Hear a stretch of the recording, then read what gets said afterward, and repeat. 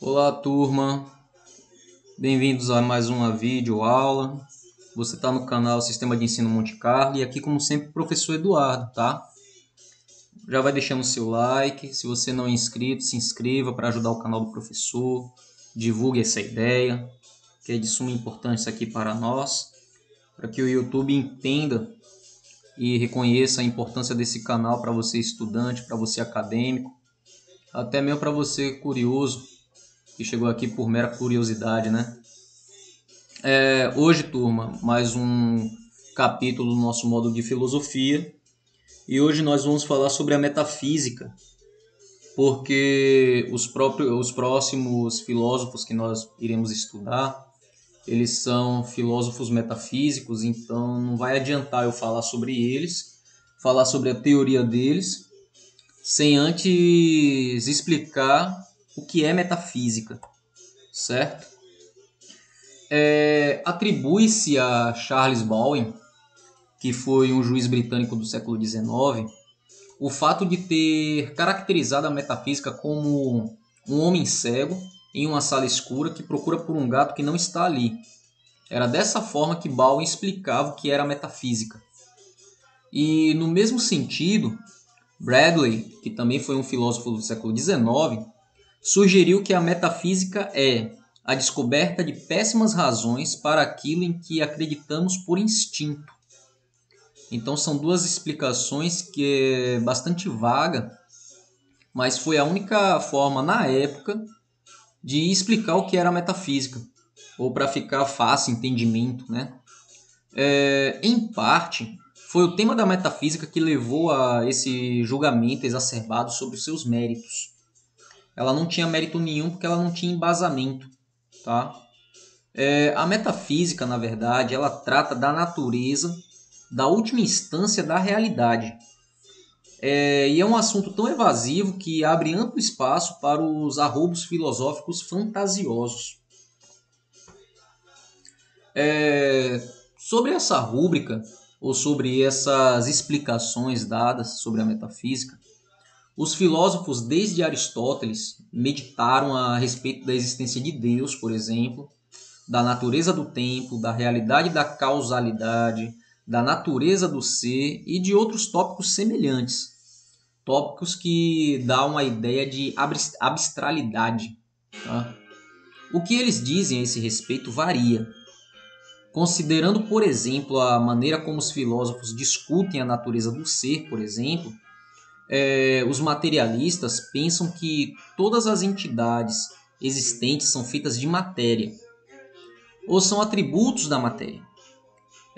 Um pensador estritamente materialista vai negar que fenômenos mentais de fato existam, como por exemplo a dor. Então o materialista ele não vai acreditar na dor em si, por ser um fenômeno mental, mas ele vai acreditar no que causou a dor. Mas a dor em si ele não acredita, sendo que ela existe, né? Já os filósofos idealistas adotam a visão exatamente oposta. Eles acreditam que a realidade, em certo sentido, abrange a mente e que aquilo que consideramos o mundo material, na realidade possui uma representação mental, ou no mínimo depende da mente. Aí já tem uma explicação mais cabida, né?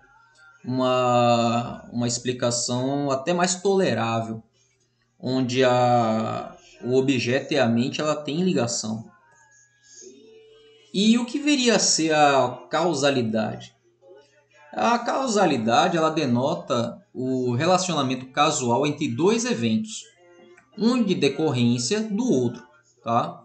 Então, em que onde um ocorre, que seria a causa, de certa maneira resulta na ocorrência do outro, que é o efeito. Então, causalidade ela depende de dois momentos.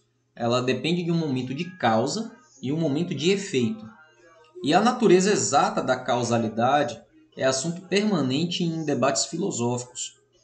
Porque para você chegar a um questionamento, muitas vezes você vai logo de cara no efeito, sem antes entender a causa dele.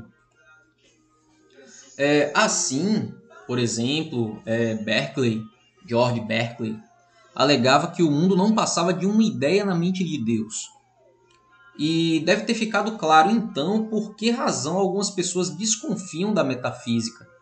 Porque seria até loucura imaginar que tudo que nós vivemos aqui seja apenas fruto da mente de Deus.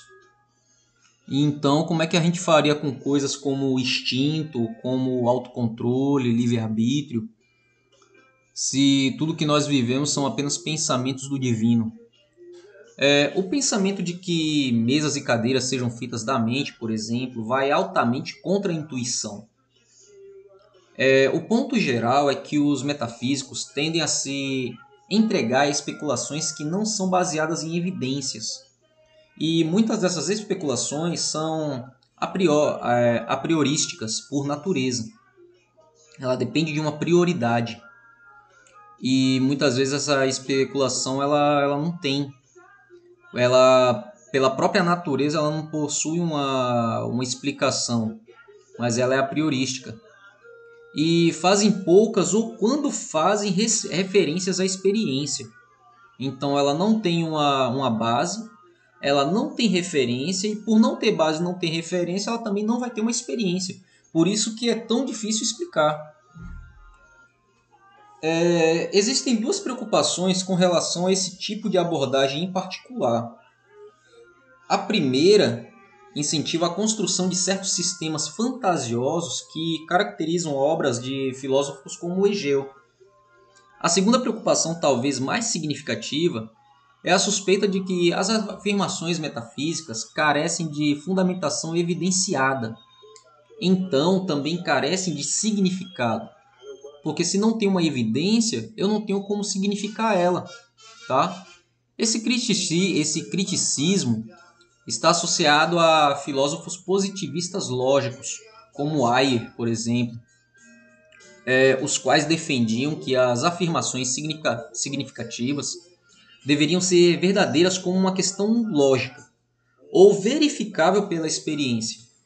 E muitas vezes a metafísica ela não oferece nem lógica e nem experiência.